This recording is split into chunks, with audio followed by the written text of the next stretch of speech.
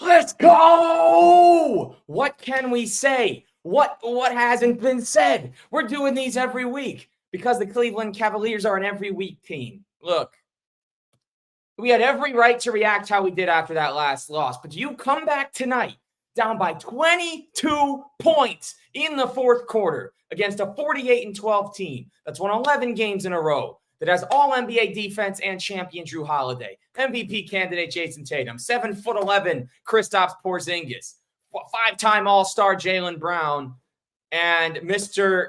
Late Game Takeover Derek White, all on the court at the same time. Donovan Mitchell's not available. Max Strus is not available. Evan Mobley screwed up his ankle tonight. We hope he gets well. He is not available. Who is available tonight but a number 32 by the name of Dean Wade? Dean Wade, Kansas State's own, coming through with a 20-point fourth quarter. He was interviewed by Stephanie Reddy on TNT. By the way, TNT was supposed to show Knicks versus Hawks tonight. Did you guys know that? It was supposed to be Knicks versus Hawks on TNT. A month and a half ago, the NBA stepped in and said, yo, we can't do that.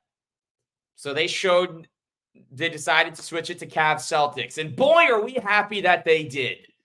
Because not only do we experience this one, but differently than the Max Strus shot, this one was on national television. People are taking note. You know what the Cavs did tonight? They let them know. Look, it's a long season. We've all been negative. We've all had our grievances. Over the course of time, I personally thought with 10 minutes left in the game that Amani Bates and Craig Porter should come in because the Cavs play again tomorrow. They're getting destroyed by the best team in the world. They didn't quit, and Dean Wade had a 20-point fourth quarter. I don't understand it. I really don't. Because I'm going to look at Dean Wade's last 10 games. I'm going to tell you what he did over his last. Okay. Dean Wade was out until February 22nd. Here are Dean Wade's last 8 games. 3 points, 2 rebounds, 0 points, 3 rebounds, 0.1 rebounds, 0 points, 2 rebounds, 5 points, 2 rebounds, 6 points, 2 rebounds, 0 points, 3 rebounds, and 2 blocks. Those are Dean Wade's last 7 games. What did Dean Wade do in the first 3 quarters tonight? He put up 3 points. In the fourth quarter of tonight's game, Dean Wade scored 20 points. He only played 21 minutes for the game, which means he'd only been on the court for 9 minutes over the first 36. Might I add that Dean Wade was the only Cavalier with a positive plus-minus in the first half. And the Cavs have not lost a game this season when Dean Wade has a positive net rating. Well, how's this for a statistic? We're going to pull this up right now. What was Dean Wade's plus-minus tonight? Dean Wade was a plus 16, and the Cavs only won the game by a single point. The Cleveland Cavaliers were minus 17 when Dean Wade was off the court. It's really something. We've been posting his plus-minus all season as something that's actually made a tangible difference on the court for the Cleveland Cavaliers. And if we look around the league, the Knicks are in action. They were very shorthanded tonight. The Hawks took them down. They played 2 starters over 40 minutes. They were very shorthanded. They went 8 deep. Good for the Hawks. Cavs fan, that's feeling a little better about that one because they lost to that Knicks team a few days ago. So to see them lose gives them something. The Knicks are still a threat, but we're not here to talk about the Knicks. This is the Cavs show. This is Cleveland Cavalier time. We're talking Dean. We're talking about all the crazy things that have come across the Cavs in the last 30 minutes because this is genuinely, truly something to behold. The Cleveland Cavaliers are an energetic bunch. What don't they do? Okay, I mean, there isn't a realistic way to explain how on earth the Cavs managed to win this game because I don't know what to say. Have you ever seen me speechless? Anyone that knows me in real life, online, have you ever seen me speechless? If you know me in real life, you know that I talk a whole lot. When I'm watching the Cavs game, I am jumping around. I am yelling. I am just active. Do I ever have nothing to say? The answer would be a big, sincere no. Because it's very hard to leave somebody that watches every game and follows every nook and studies every bit of Cavs history speechless. And yet, for the second week in a row, the Cleveland Cavaliers have done exactly that. You're down 22 points. Look, you can't overstate this. You were trailing the Boston Celtics by 22 points in the fourth quarter. The Celtics have won 11 straight games. The Celtics don't lose games. Not this year. It's insane. And this is the kind of win. Not the Knicks loss, not the Bulls loss. This is the kind of game that tells you what this team is about. Darius Garland shot 6 for 20, but he never stopped. He picked up 11 assists, came up with a couple of steals. Karis LeVert wasn't at his best, but he had 10, 4, and 5 with 3 massive steals. Everybody has been talking so much smack about George Niang in recent weeks. And his play in the fourth quarter, knocking down a couple of threes, guarding Kristaps Porzingis because Evan Mobley was not available and JB didn't think they should go to Damian Jones. Give George Niang all the credit in the world for just stepping up when the team needed it. I mean, I really am at a loss for words at the way the Cavs pulled this out. Isaac Okoro made 4 threes. The Cavs, the team, made 20 threes. Talked about keys to victory before the game started, and here's what I thought had to happen. They had to play through Mobley and Allen. That didn't exactly happen. They had to win the battle of bench scoring. Well, the Cavs bench put up 43 points. The Celtics bench put up 18 points. That was certainly a factor in this win. Darius needed to hit more 2s than 3s. That didn't exactly happen. I had said they had to stay within 10 points. Well, only one of those things happens. But all that matters, what I say means nothing in regard to what has to happen to win.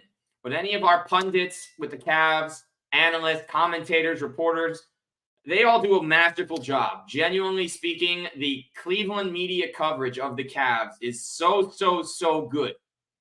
But none of what any of us say, none of what I say, what they say matters. It's what the players do. What I want to know is, did anybody tune out when the team was down by 22? I actually had something ready to pull up. I was going to write good night. I was going to still watch. I was going to say good night. That was it. In most cases like this, the team loses. However, this is the third instance I can recall right off the top of my head. Third instance where the Cavs made this type of comeback in the fourth quarter and won in regulation. The first, I was lucky enough to be present at. Celtics versus Cavs 2014. LeBron's return to TD Garden in a Cavs uniform. Was there that night. Cavs were down 21 in the fourth. They took the lead. Rondo doesn't get his shot off in the fourth. Cavs win by a point. Insane. 20 points down. He was 3 weeks into his new roster. To the team's new roster that hadn't really played together, been together, gone through anything. Joe Harris, rookie Joe Harris, played the entire fourth quarter. They didn't know what they had yet. Second time, 2014, year before, Cavs Pistons, 20-plus down in the fourth. Your backcourt is Delly and Dion Waiters. Kyrie's not available. 20 down, Dion Waiters catches and hits the jumper for the win. And which Fred McLeod made the call. Let's get out of here before the Michigan State Police discover us, which is an all-timer from an all-timer. I mean, and then there's tonight. There's plenty of others. How about remember that Minnesota game, the Dante Exum game? It feels like that Dean Wade was Dante Exum from that one night. Because on that one night, everything Dante Exum touched became gold. Everything. This is a game that we're going to look back on and we're going to look at as the turning point. That could have been the Knicks game. Oh no, 4 and 5 in the last 9. Donovan's out. Tonight is the reminder of what the Cavs are capable of on the positive side.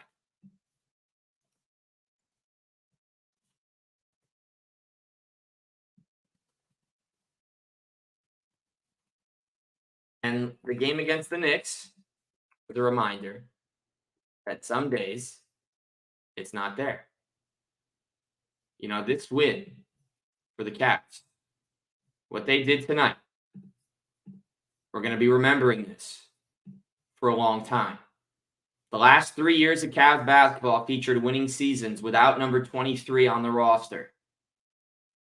For myself and many other fans that joined the fan base in the early 2000s, we've only known LeBron for such a long time. Before he joined, it was a disaster. They wanted that pick. And after he left, it was a massive disaster. You could name every player they had. We loved them like they were our own, but we knew the wins weren't coming. And that was okay. Ish. If you weren't happy about it, but as a fan, you put up with it.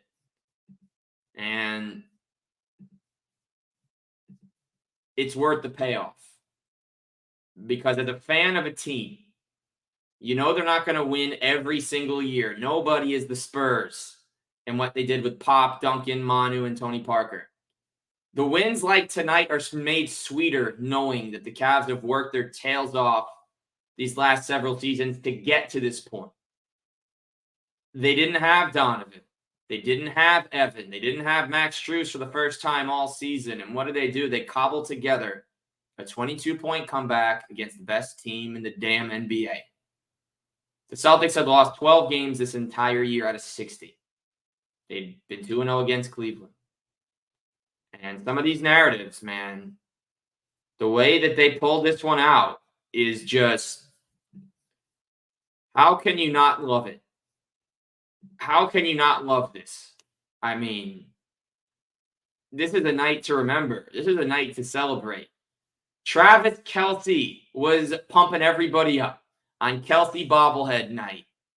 The Cavs really, we can't really say they pulled the Chiefs because these are one of their bitter rivals in the NFL in Cleveland.